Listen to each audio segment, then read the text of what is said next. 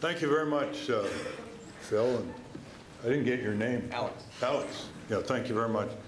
One of the reasons we're doing this campaign is to bring a young generation of leaders, not followers, who will run for office, who will organize campaigns, who will build citizen groups, and who will reassert or assert the sovereignty of the people, subordinating the power of corporations, which should be our servants, not our masters, and they are now our masters. So when anybody says, why is Nader Gonzalez campaign underway? Why are Nader and Gonzalez running? There are about 52 answers to that, and this is one of them. The second answer, by the way, is the Democratic Party are totally incapable of defending the country against the worst Republican Party in history.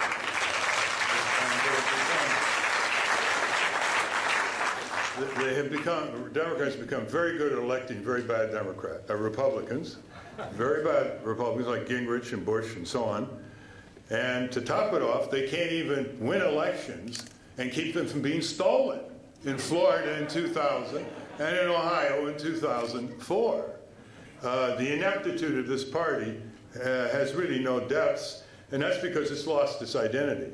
It's lost the finest moments of historical significance.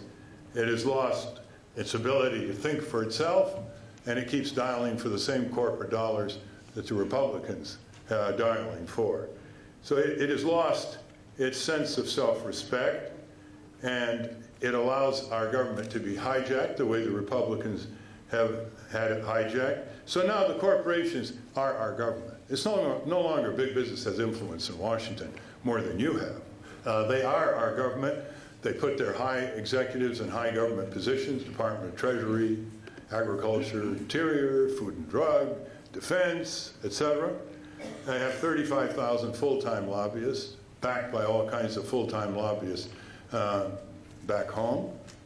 And they have 10,000 political action committees pumping money into the coffers of these campaigns.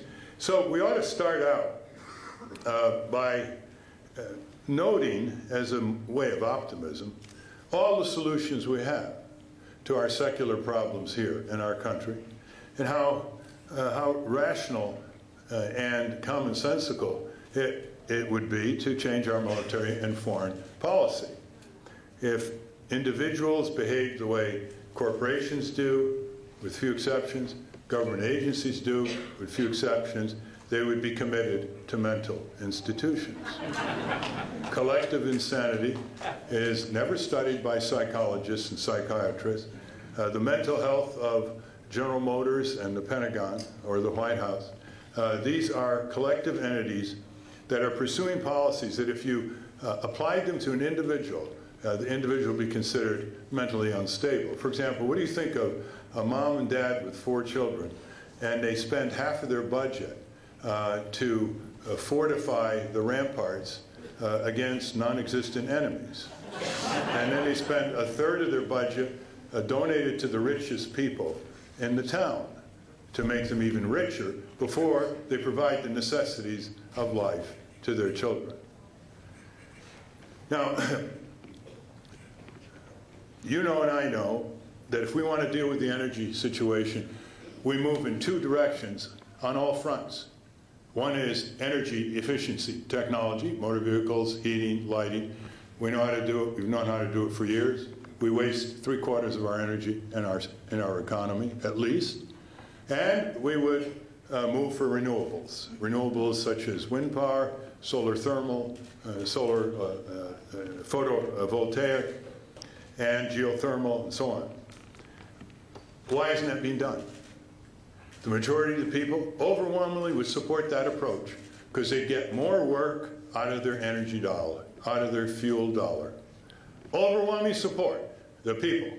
The people have the vote. Who says no? Exxon, Peabody Coal, uranium companies? They don't have any vote. So who do our elected representatives listen to?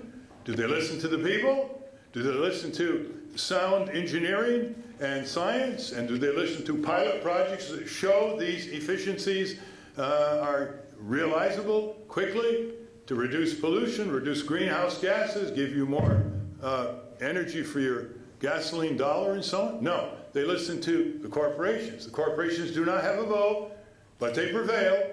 You have the vote, and you lose. No democracy in the area of energy policy. Let's move to health care. Is it really strange as to how to cover everybody with health care? Of course not. Every country in the Western world, and some in the Eastern world, and some in the Mideastern world, for example, we give large amounts of aid to Israel. They have universal health care. They should be subsidizing us. They're a prosperous economy.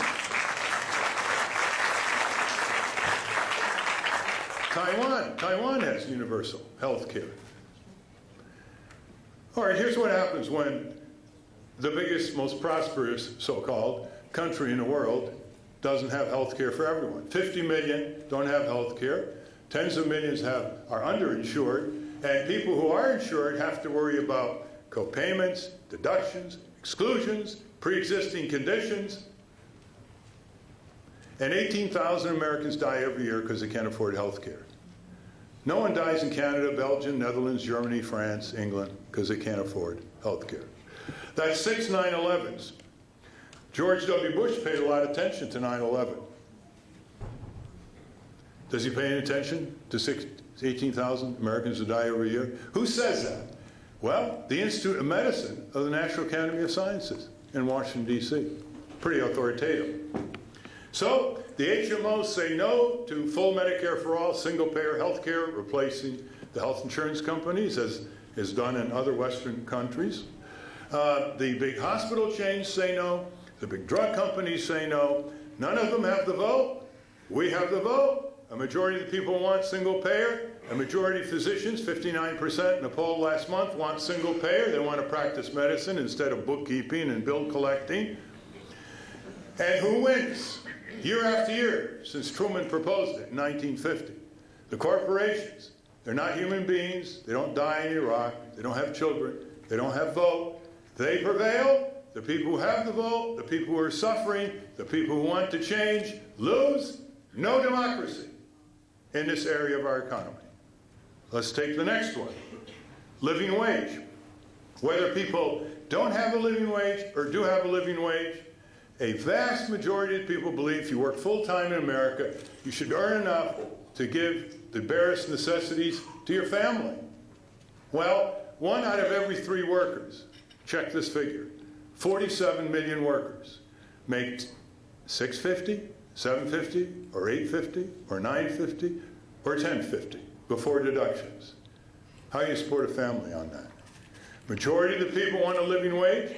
The minimum wage now, adjusted for inflation, would be $10 an hour. It's $6.50 an hour right now. Okay? Majority of the people want it. Majority of people are the human beings. Majority of the people are the voters. Who says no? McDonald's, Burger King, Kmart, Walmart, whose CEO makes $12,000 an hour, 8 hours a day, while 1 million workers are making under $10.50, under his heel. And he pays himself with a rubber stamp board of directors. Don't think he earns it. Okay? Now, who wins? Who's won year after year after year under Democrat, Republican aegis? It's the corporations, not the people who have the vote, but the institutions who don't have the vote. No democracy in this area.